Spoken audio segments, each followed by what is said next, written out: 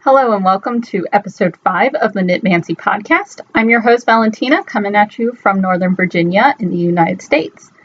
I have a couple of things to touch on before I get too far. I do have to mention my social medias, some of them anyway. You can find me on Instagram as Middle of the Madness, and you can find me on Ravelry as Knittermancer. There we go. You can also find a group for this podcast and everyone who watches at under the groups tab on Ravelry as the Knitmancy podcast. All right, so now I can talk about stuff. Didn't forget this time. So to this time I've got I am actually wearing a thing, but I've also got some finished objects, some work in progress, and I'm going to introduce a kind of new segment as well as some chit-chatty stuff at the very end. So we'll start off with what I'm wearing and we'll go from there. So I am wearing right now a wonderful knit top that is kind of rainbow colored, or rather it's got rainbow splotches throughout, which does cover the full spectrum of the rainbow more or less. And this is the Ronduer top by Mercedes Tarasovich-Clark. It was free pattern in Knitty. I think it was 2010, 2011 spring issue. And I mean, it's a full length. I'm actually wearing high-waisted shorts because it's a bit short on the sides for me. It's a full length, like t-shirt knit in, I believe, like a DK weight yarn. My DK weight is this, which is a cotton yarn that I actually ended up picking up in New Orleans a couple of years ago, like 2014, 2015, something like that. And the colorway, it was actually dyed, I guess, by the ladies, or one of the ladies at the Quarter Stitch down in New Orleans, and they had called it Tinker Tape. Well, it's also got rainbows, and I love this little section across the boobs, unfortunately, where they kind of sit. Alright, it seems I have visitors as well. I've got one cat on my bed, and another one who is running around causing mischief and mayhem, so she might cause more trouble. So again, before I go on to my finished objects and my works in progress, I do want to talk about my new segment, which will be called Critical Success. So I do play D&D and I play Pathfinder, which they more or less play the same. And generally, when you go to do something, you roll a 20. On your 20-sided die, you roll a 20 and you did great. Like if you're making an attack roll, it's considered it gives you the potential for a critical hit, which clearly does more damage. The opposite of this is a critical failure, which is if you roll a 1, where you're not doing anything. You have failed so badly.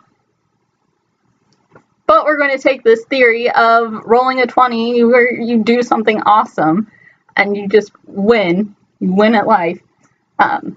I actually had a whole Jacob fleece, like 2¼ pounds, something like that. A whole Jacob fleece. And it's been sitting, unfortunately.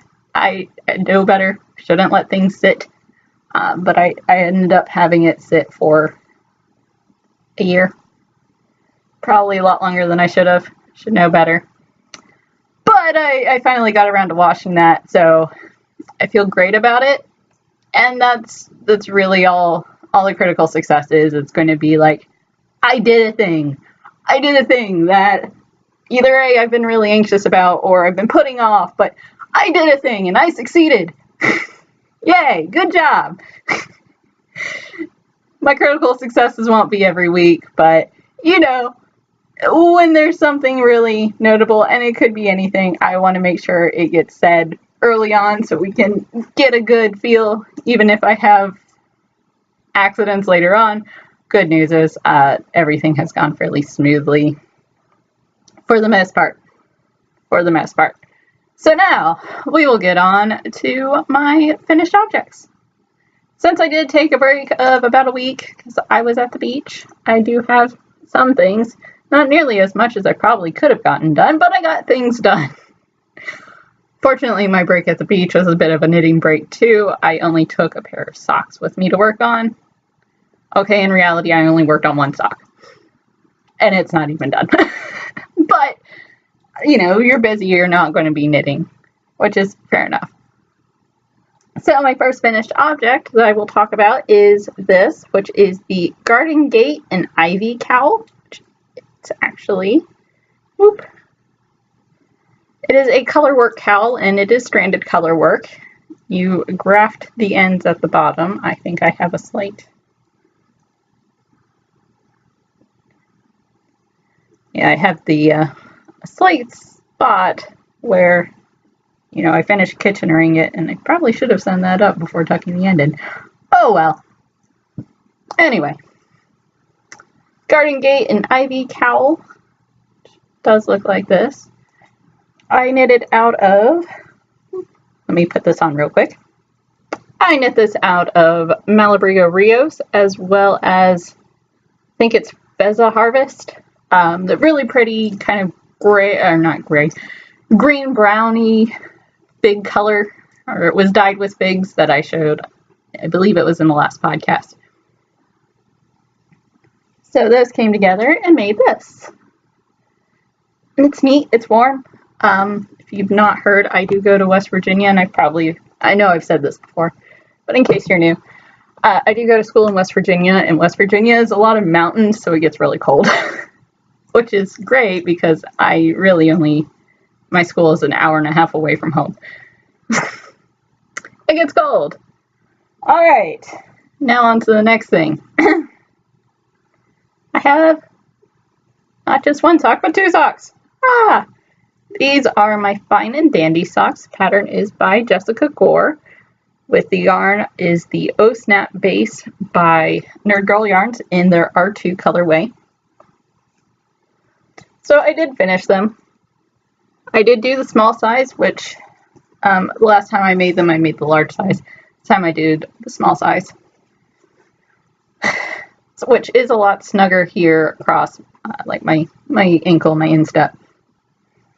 But I do love, my favorite part is I need to do this on all of my toe-up socks because I always think this fits my foot better than a regular short row heel. I love when you do a heel flap and gusset on toe-up socks. Now you could call it a faux heel flap and gusset or whatever, but I do love it. It fits my foot so much better. Makes me so much happier.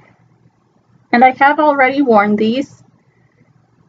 So that tells you something. I finished them like the day before we went to the beach, so the next day I put them on because I was wearing regular shoes. It's just, yeah, it was great. And now, I guess this could be considered one of those things. So on my drop spindle, my Ashford spindle, not one of the other two I own, I have been working through this Fibers of Mass Destruction by, I think it's the Homestead Hobbyist, sounds about right, in the Bioweapon colorway, which is greens, blacks, yellow, green, black, yellow, white. I have a sample of the fiber right here, which helps. There's some green. If you open this up, you'll see like this flash of yellow, black, gray, like an emeraldy green, along with the bright green. I have that pulled out because I was going to start spinning more, but then I changed my mind. Well, I finished up what I was spinning and I applied it, and in the middle of applying, I made a huge freaking mess. It was knotted and there was no way that I could fix it, and there's a cat over there playing at the window, which is open. And she sees bugs. So, made a big mess. It got knotted. I ended up removing maybe a yard of just knotted up mess. I mean, in total, it was probably a yard of singles. But then then I finished that, and as I said, I've moved on. moved on. It's not on my spindle. The rest of the fiber is also not on my spindle. I have a funny story about what is on my spindle though. But we are not getting to that yet. That looks like everything on my FOs and my show notes that I have pulled up on the other side of the screen. So we'll move on to the works in progress. So I've got what I would consider a large amount of whips for me. I don't really want to use half object as a thing because in theory, couldn't I say that a half finished sweater is a half object?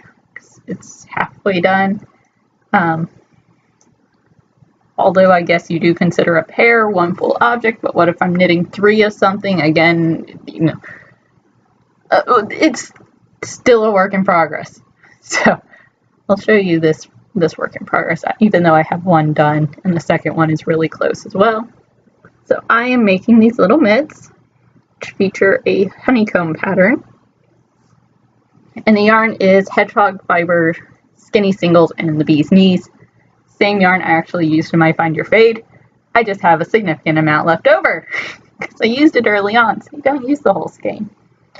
So they have this little honeycomb pattern, and I'm roughly using the I Heart Bee socks by Vanessa Townley of Kildecraft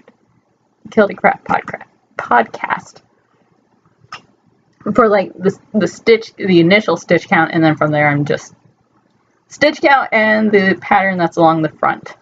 So I am leaving the backs in plain stockinette, which shows off the yarn nice and lovely, although it does also look lovely in the cable pattern. So as I said, I do have the second one. This needle is here because there's a thumb hole already put in. Stopped in the middle of a row because that's how I roll. And as I said, I have a significant amount left. And instead of just being like, oh, I'll stick it in my scrap blanket, my brioche blanket, and that's it, I decided I have so much left over, I might as well make a pair of mitts. Because if you heard the tragedy of what happened with I think it was the French garden party, I had to rip out a pair of mitts. So I'm making a new pair of mitts. Although I'm not sure if I'll keep them. I might, because I love them. But it's also possible that they will not stay around. Next, I have a mess where I've dropped a bunch of stitches just now because I'm so pro at this. So pro! And while I'm on this tangent of things I'm working on that don't have patterns with them, I will talk about the shawl, which I'm going to finish sooner or later because I'm just tired of working on it. So, show it off real quick. This shawl is knit out of Knit Picks City Tweed DK in the Tahitian Pearl colorway. Lovely soft yarn. Since I last podcasted, it's not really going to seem like much. I got about, that looks like 2 repeats. 2 repeats of the center cable, which is the easiest way to measure how much I've gotten done. Not even 2 repeats. Or was it 2 repeats? It looks like not even 2 repeats. Done. He's where I was last, which is about there. So I'm about to start another seed stitch section, and that will be the final seed stitch section. And then I will move on to something else. I mean, some other aspect of this pattern, because I have really no clue what I'm doing. I'm just like, that seems right. It's a wonderful thing about not using a pattern. Again, I am writing up my notes for this, even though it doesn't have a project page. I do have a Word document with what I'm doing written down, in case anybody ever decides they want that. I don't know why. Oh, I have one more knitting. I was about to show some spinning, but Now I've got one more knitting work in progress, and my constant companion. It's the Underground Chic bag. Little birds on it. Love my bird bag. I also have my hand sanitizer kept in a sheep, but that's another story. So I have a pair of socks. So I always have a pair of socks. Or two, or three, or four. One at the second. So we'll also preface this with, I did get yarn box for all of last year.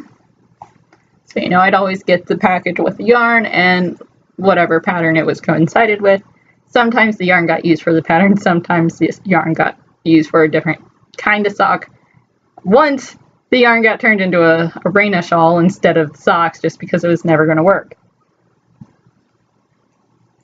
So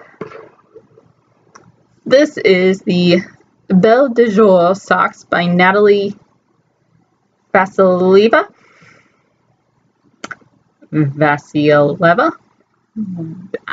I'm going to stop while I'm ahead.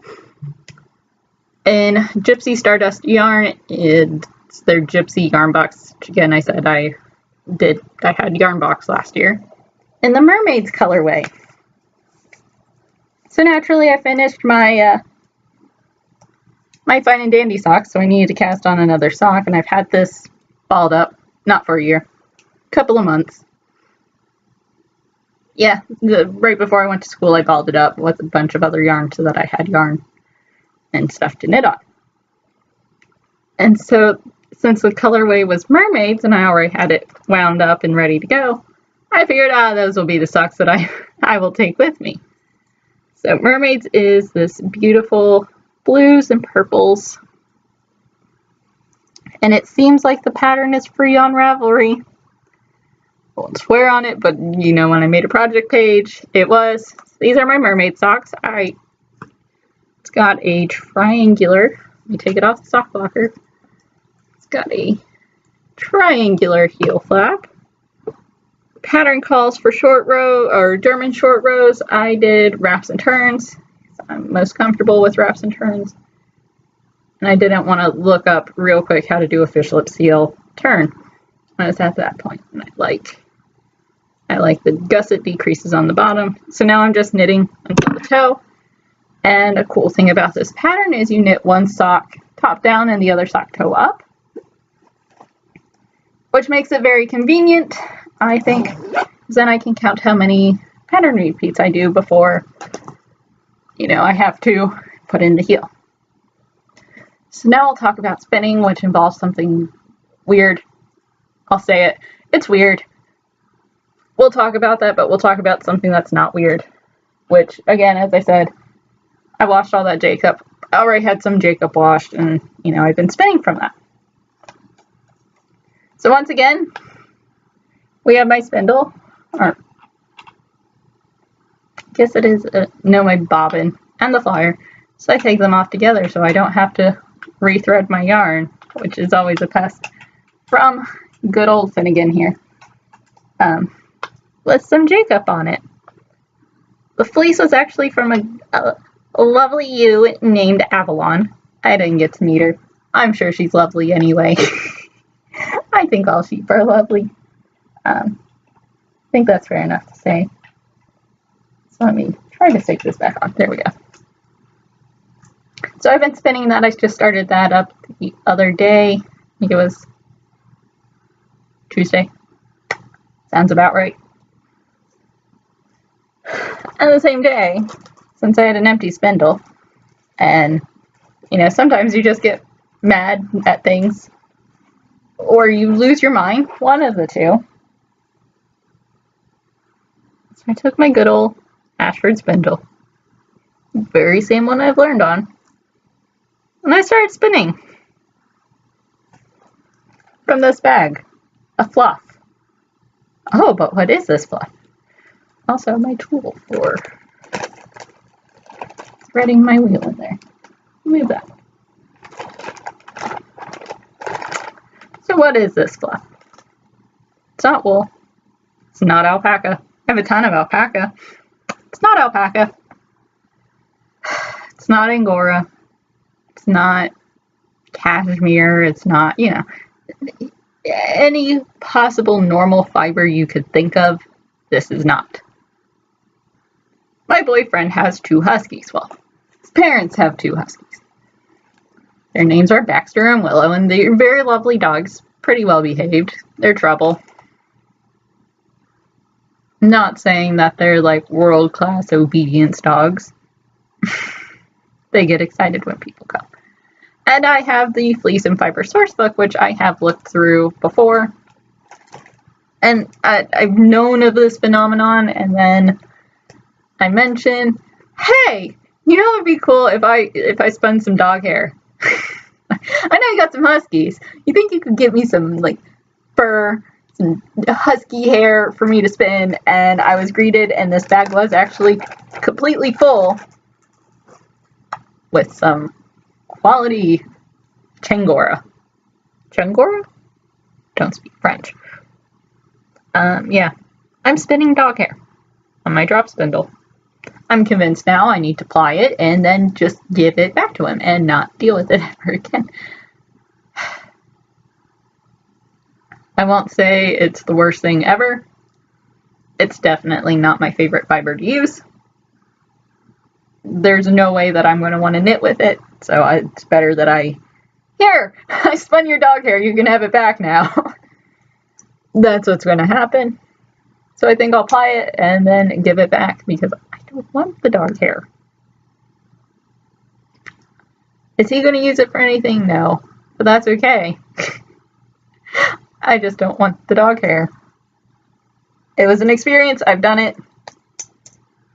I can wipe my hands of it when it's done and be like, there you go. You can remember your dogs. Even though you still have them, you can look at the skein of yarn and know it's made from your dog. What's wrong with me?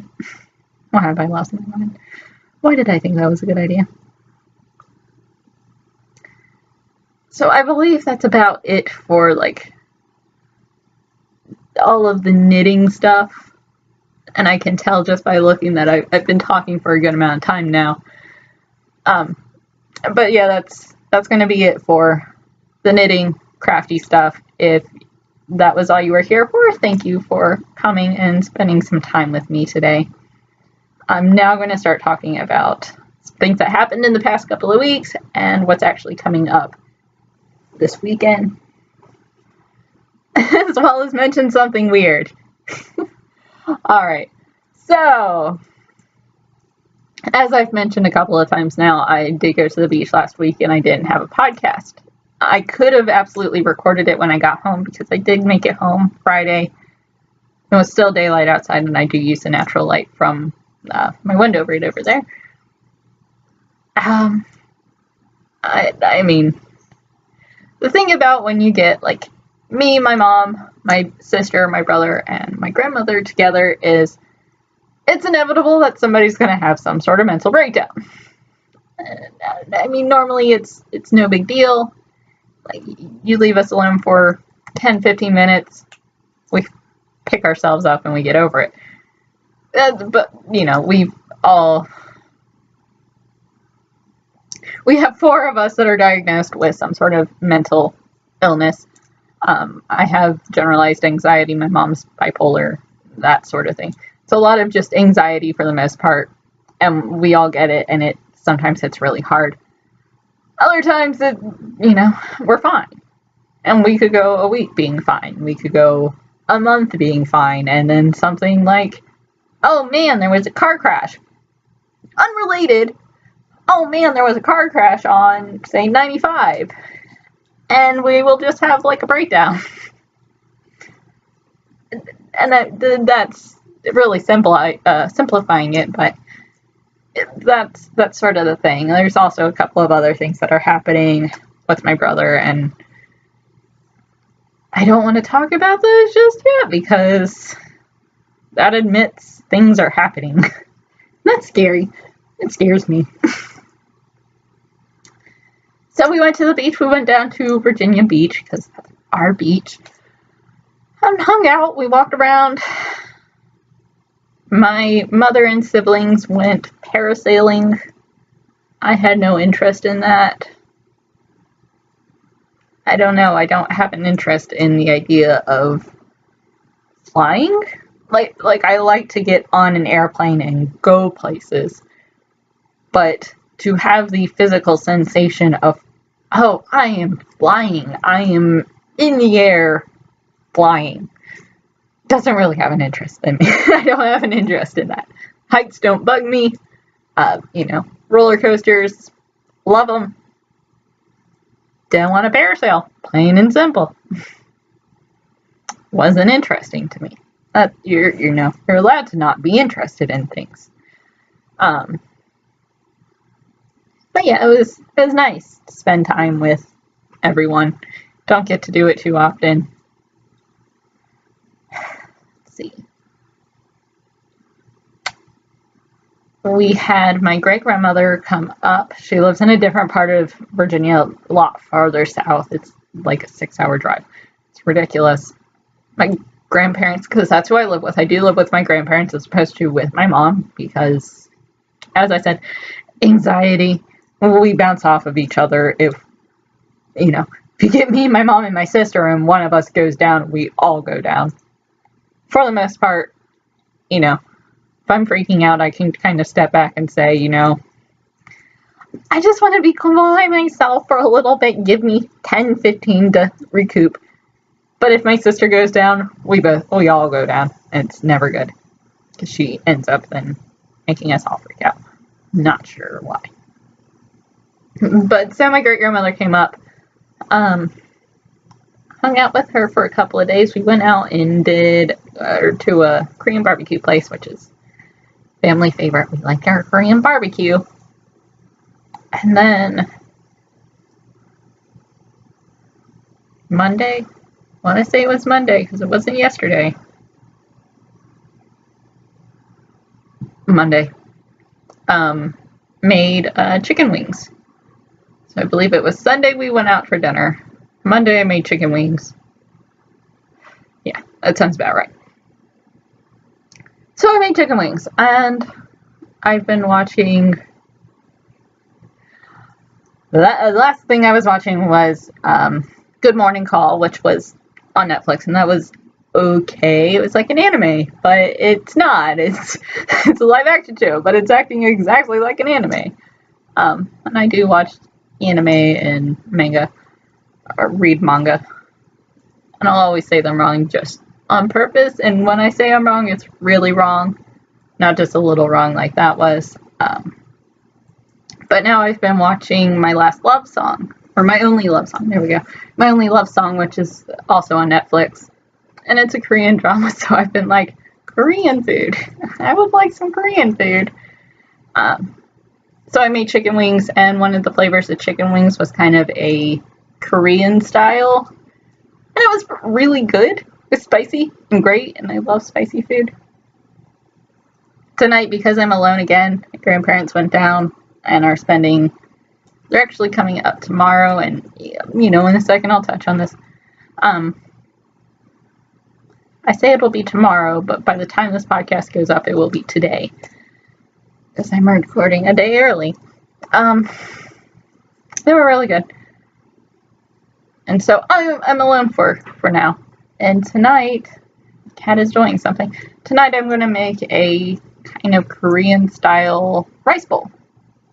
I was going to put, here's another mini tragedy, but it's not all that bad. I was going to put some bean sprouts. We had gotten bean sprouts, and they're like one of my favorite things. So I was going to put some bean sprouts in it, but my bean sprouts are sour. Crap. So that's the plan for the rest of today, is hanging out until about dinner time. So it's 2:42 right now. Then I'll make that. And now this weekend, which is actually going to start on Friday, this podcast will go up in the morning time. So I'm not sure why I'm saying this, because you'll be watching it when it goes up, or after it goes up. But Friday I'm going down, and I'm going to spend the weekend with my mom, because phone vibrated. because one of my favorite stores, Rest in Pieces, which is a oddity shop, like the sort of shop you'd see on the TV show Oddities. But they're an oddity shop. They sell things from, really weird antiques. I have actually a 1940s, 1960s gas mask sitting up on my little headboard, because my headboard has shelves on it, that I got from there. I also have coyote skull right over there, and I can see it right there. That necklace right there, this one hanging down, is actually, again, some bones. I collect bones. I also collect flags. Weird little hobbies. But I collect bones. So, of course, as I said, my coyote skull, and then this necklace. And this necklace actually is a raccoon sacrum. Yes, that's the bone. Took an anatomy. I'm fascinated by bones and, bodies and human anatomy. I also have a poster right around in here somewhere. That's over on the floor. That I need to put up. That is I got it from them. Oh, and I forgot my buddy. I got it from them, and it's a kind of like an antique looking picture of the human skull, like you would see in an anatomy book. I forgot to mention that I also got this little guy. He's a Jacob sheep. I always have him sitting back here. I got him from there too. So I spend a decent amount of money at Rest in Pieces. That's not to mention, I go there to get patches. And this is far for me. It's like an hour and a half down south. So as I said, I'm in Northern Virginia. It's an hour and a half away. So I'm going down because they're having a customer appreciation day with one of their neighboring businesses, which is Vinyl Conflict, which is a record store. And there's going to be all sorts of trouble that I'm going to cause. They've got, and this will add into something else, they have a tattoo studio doing flash for them. And I've seen some of the flash. My cat is still causing trouble. I've seen some of the flash, and I've picked out a piece that I really like, so maybe I'll end up getting that. We'll see. If I do, I'll show it next podcast, maybe. Probably. So, this goes into, I want to talk about a bit of a serious topic. So I pointed out, it's like, oh, well, when I see or hear of a new tattoo shop, I follow every single tattoo studio in Richmond. Okay, maybe not all of them, but you go down Carey Street and you can walk past 4 of them, and I follow all of those on Instagram. I like to see what's around, and if I'm getting a tattoo, generally I'm getting it with my mom, or she goes with me. I only have one, but the idea is you are doing something to your body. I want to make sure that I'm there and I see, and I can make sure that, I ask the questions and you forget. I'm really bad at asking questions, either A, because I don't have questions, or B, because I'm just too anxious to ask. So this tattoo studio, of course, naturally you find them, you do research, you stalk their Instagrams or find a website if they have a website. I can't really stalk Facebook because I don't do Facebook, because Facebook is not great. And I had found it out during this search that this tattoo studio is all female. And this is something that's really uncommon. And of course, whenever a shop is all female, they're like, guys, we're an all female tattoo studio. It's a thing. But so I mentioned this to my boyfriend, and he doesn't have the same thought process that I do, where I see something that's all female tattoo shop, and I'm like, that's awesome. Or female engineer does something great, invents a new thing that saves millions of lives. Awesome. it's clear I'm all for empowering women. Empower men, but it also empower women. Women need to be held just as equal as men. So his thought was, why does it matter? Richmond also has an all-male tattoo studio. Well, yeah, that's just called a tattoo studio. A male engineer is just called an engineer. Female teacher is just, when you are looking at a field, and I see this in the knitting community too, when you are looking in fields like this, where it's primarily dominated by one gender or the other, and I don't really like using the word gender, but I don't really want to talk about gender, but when it's one versus the other, so males versus females. In a field or in knitting, we expect as a general community that, somebody on the internet, if we have no other information, we'll make the assumption that they're probably female. Now, you get the outliers. You'll get the people who say male knitter. Okay. You could have just told me that you were a knitter. That's not really going to change anything. Okay, you're a guy. I get it. Cool. You are part of a minority in this majority female thing. Does it really make a difference in the end? No, not really, but, when you're a minority, you tend to put your minority status out there. And it's not a bad thing, because then you can create, little communities of people who have the same struggles, whereas in knitting, clearly most patterns are going to be more female-oriented. Like a sweater pattern, it's going to have specific kinds of shaping, and then if a man wants a pattern like that, he has to alter it to where it will fit a male body versus a female body.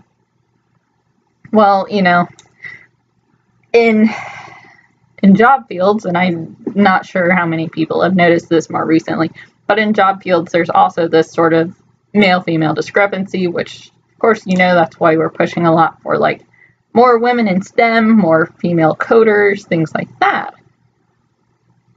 And he doesn't grasp this concept of they're a minority, and sometimes the majority comes off very, this is my safe space, you're not allowed in it. Like kids. It's a perfect example. Kids will make the stupid signs, no boys allowed, no girls allowed. So sometimes job fields end up feeling like that. He doesn't grasp this concept of where being a female, say a female engineer, is so much harder for a female to break into engineering because male peers will generally get on her a lot because you're not as capable. Which then brings us to this concept of we generally expect females to be more creative-minded, to be more interpersonal, that sort of thing. So you would expect that there would be tons of just female tattoo artists, female chefs, because, women were always supposed to cook. You'd expect the numbers here to be a lot more even. But they're not. So in the end, does it matter that it's an all-female tattoo studio? No. Doesn't matter that that woman wants to say that she's a female engineer? No. She's an engineer. She's a tattoo artist. Does it have any bearing on how well they can complete their job? No. If they're competent and they can do good, then good on them. You want to advertise that you're an all-female tattoo studio? Fine. Awesome. Really. It's awesome. But I see this differently than he does because clearly I'm a lady. I was in an engineering program for a while in high school, and there were a lot of, make me a sandwich sort of concepts, which, that really didn't bother me until part of this engineering thing was I did end up doing first robotics for a while. And I love robots. very interested in things like battle bots, where, you know, people making robots in their backyard and fighting them. It's awesome. See ladies doing it, it's even more awesome. But he only joined robotics because I was in it. And I wanted to be, and I very strongly worked to be, on the build team. You know, I wanted to build the robot. I can't program to save my life at this point. And, you know, I've mentioned before I'm going to learn programming as part of my minor. But I couldn't program. I was creative when it came to writing. I wasn't like, oh, I could write you a letter to convince somebody. I'm still not very good at argumentative stuff. But I wanted to build it. I always feel this sense of accomplishment when I make a thing. Knitting, of course, works perfectly because I can make all the things. Nobody gets on me. I can make all the things. And I've had instances where I've had guys who would pick me over, and this is the craziest thing, like somebody who you would consider hardcore redneck, very much like women have their place sort of person, pick me over some other people to carry things. He was making a trebuchet because our engineering kids, well, that's what we did, is we made weapons. I joke that we were making weapons. None of them, the trebuchet could do damage, but for the most part, our intention was never, we're making this thing to cause harm. And whenever we were making our weapons, it was always supervised. We did have teachers watching us and guiding us and making sure that what we were doing wasn't going to hurt anyone. My phone keeps going off. So they ended up choosing him over me, even though I had been in robotics for, at this point it was this was my 3rd year of robotics. And my boyfriend had only just joined in last year. On top of that, I was in the engineering program, he wasn't. So, you know, I know that our society does have this preference.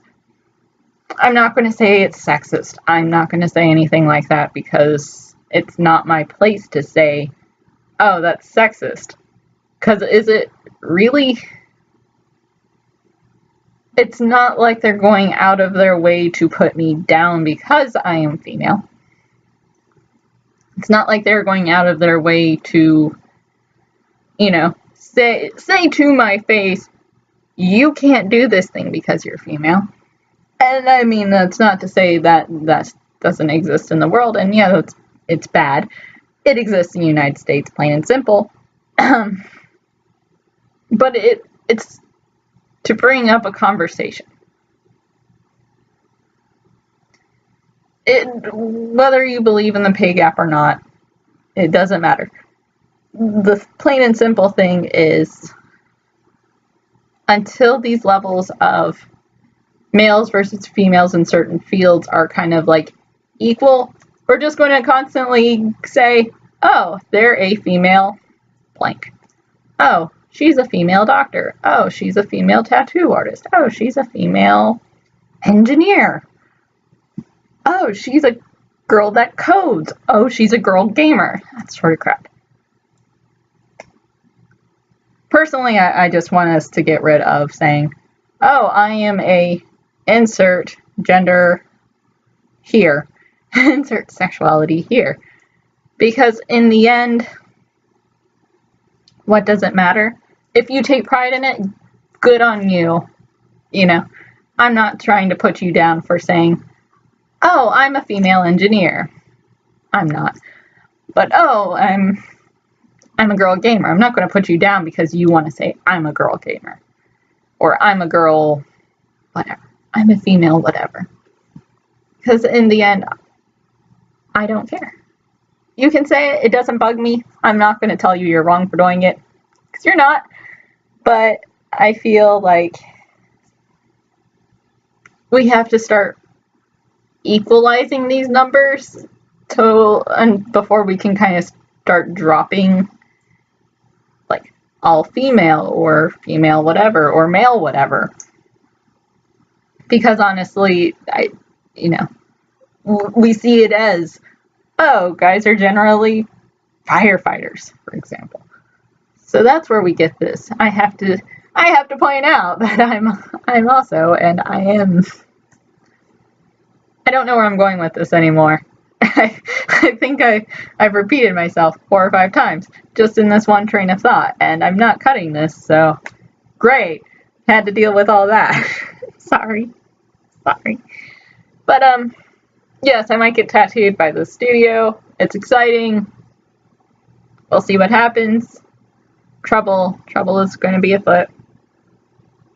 I don't think I have anything else to say. Aside from, because I am leaving tomorrow morning, going south towards Richmond. Unfortunately, you have to go towards Richmond in order to end up at the beach, at Virginia Beach. And on Friday, people like to leave early to go to the beach. They like to leave all day, really, which means traffic is going to be a mess. But I figure if I go down early and just stay at my mom's until Sunday, if I stay the night, a couple of nights, it's not going to bother me. It'll be fine. So that's why I am recording today on Thursday. I know that was a long tangent, and as I said, I'm really sorry that I mentioned that.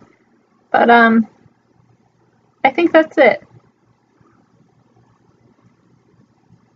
Unless you want to, I changed my conch piercing. I've done some other things to my ears, which I probably shouldn't.